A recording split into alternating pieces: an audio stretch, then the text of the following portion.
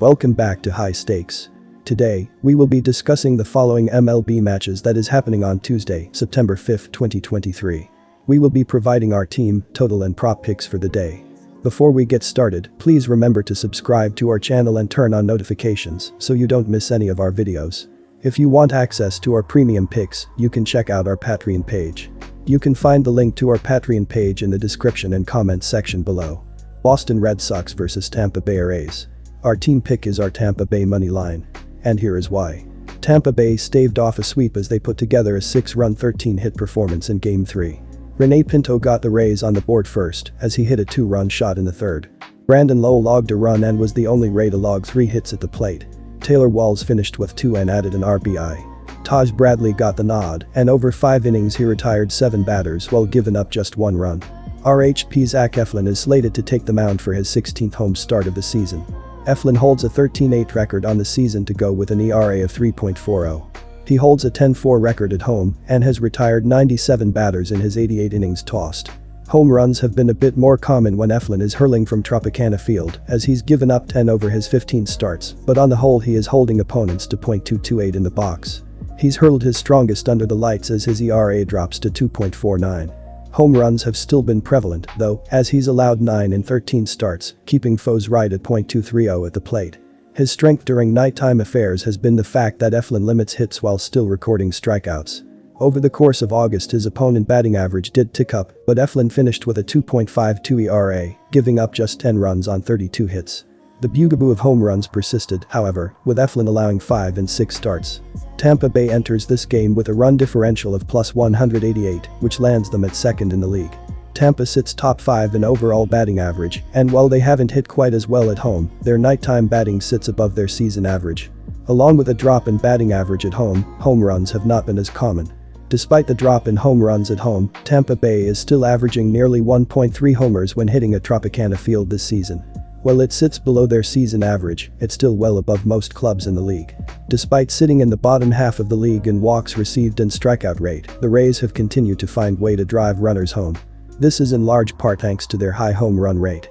The bat stayed hot in August as the Rays finished with a staggering .281 batting average.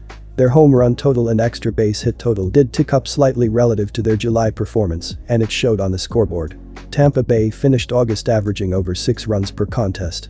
Our total pick is under 7.5 runs. And here is why. As highlighted, Eflin has been very backable both at home and in night starts this season. Crawford has been arguably just as efficient when he's hurling on the road. He's held opponents to under .200 at the plate, and he also gave the Rays fits in his start earlier this season.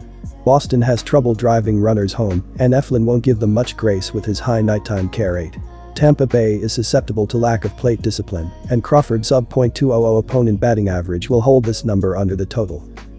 Seattle Mariners vs Cincinnati Reds. Take the Mariners with the money line.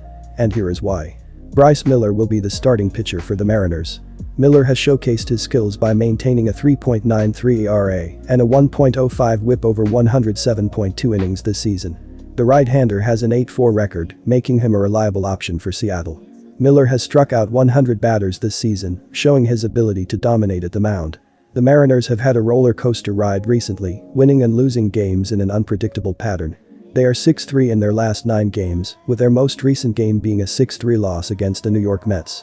Despite the ups and downs, the Mariners are still a force to be reckoned with, especially with their strong pitching staff. The Mariners hold a 1-game lead at the top of the American League West. Look, if you're searching for a surefire pick, you can't ignore the Seattle Mariners here. With a line of C-155, the odds are clearly in their favor, and for good reason. Let's talk about their starting pitcher, Bryce Miller. The guy has an 8-4 win-loss record this season with a 3.93 ERA and a WHIP of just 1.05. Those are the kind of numbers that don't just promise performance, they practically guarantee it. On the offensive side, Julio Rodriguez is a force to be reckoned with. He's leading the team with 88 RBIs and has a batting average of .285. And let's not forget Cal Raleigh, who smashed 25 home runs this season. These are the kind of players who can turn a game around in a single inning with a single swing. Now, let's talk about the Reds. They've been inconsistent, and their recent 15-7 loss against the Cubs doesn't inspire confidence. Plus, they've got a laundry list of injuries, including key players like Joey Votto and Jonathan India. When you're missing that much firepower, it's hard to see a path to victory. So, when you put it all together, the Mariners not only have the statistical edge, but also the form and fitness to back it up. Place your bets on the Mariners, it's as close to a sure thing as you're going to get. Our total pick is over 10 runs. And here is why. If you're looking to capitalize on the over-under, then going with over 10 runs is the move. Why? Let's break it down. Both teams have had their moments of offensive brilliance. The Mariners have a team batting average of .244 and have scored an average of 4.79 runs per game, ranking them 11th in the league. On the other side, the Reds have a team batting average of .247 and despite their inconsistencies, they've shown they can put runs on the board. Moreover, both teams have had high-scoring games recently. The Mariners' last 5 games have seen scores like 6-3, 8-7, and 5-4. The Reds, too, have had scores like 15-7 and 3-2 in their recent matchups. These aren't low-scoring affairs, these are games where the bats are doing the talking. Given the offensive capabilities of both teams and the recent trends, it's more than likely that we'll see a high-scoring game. So, if you're looking to make a smart bet, over 10 runs is where the smart money is. New York Mets vs Washington Nationals. Our team pick is the Nationals on the money line. And here is why.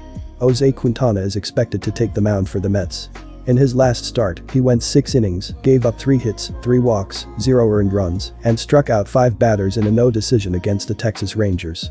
Quintana has a record of 1-5 with a 3.26 ERA, 1.34 WHIP, and a 35/20 KBB ratio in 8 starts this season. Opposing batters are hitting .251 against Quintana. New York has been average on offense this season. They are around the middle of the league in RBIs, walks, OBP, SLG, and OPS. Pete Alonso is in the top 5 in home runs in the MLB.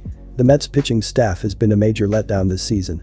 As a team, they are in the bottom 10 or bottom half of the league in ERA, hits allowed, runs allowed, home runs allowed, walks allowed, strikeouts, WHIP, and batting average against. The New York Mets have been one of the biggest disappointments this season. They will not make the playoffs. With 2 lefties on the mound, the advantage goes to the Nationals. Washington has been much better this season against southpaws than the Mets. The Nats are top 10 or just outside the top 10 in batting average, OBP, and SLG versus lefties. New York is bottom 10 in batting average, OBP, SLG, and OPS against left-handed pitching. Washington has the edge on offense in this contest, and they will win this matchup. Our total pick is take the under, 9 runs. Patrick Corbin is expected to get the start for Washington. He went 5 innings and gave up 10 hits, 1 walk, 6 earned runs, and struck out 5 in a loss in his last start against the Toronto Blue Jays. He has a record of 9-12 with a 4.90 ERA, 1.50 WHIP, and a 109/48 KBB ratio in 27 starts this season. Opposing batters are hitting .294 against Corbin this season. The offense has been a problem for Washington this season. They rank bottom 10 in the league in runs, home runs, RBIs, walks, SLG, and OPS. The Nationals' pitching staff has been poor this season. As a team, they are bottom 10 in ERA, hits allowed, runs allowed, home runs allowed, walks allowed, strikeouts, WHIP, and batting average against. Washington will not make the playoffs this season, but their future looks bright. New York struggles to hit southpaws. They are bottom 10 in batting average, OBP, SLG, and OPS against left-handed pitching. Corbin allowed 2 runs in his first start against the Mets and allowed 4 earned runs in his second start against New York. Washington hits lefties much better than New York, but they lack power and do not score a lot of runs. This will be a lower scoring game, and the under will hit.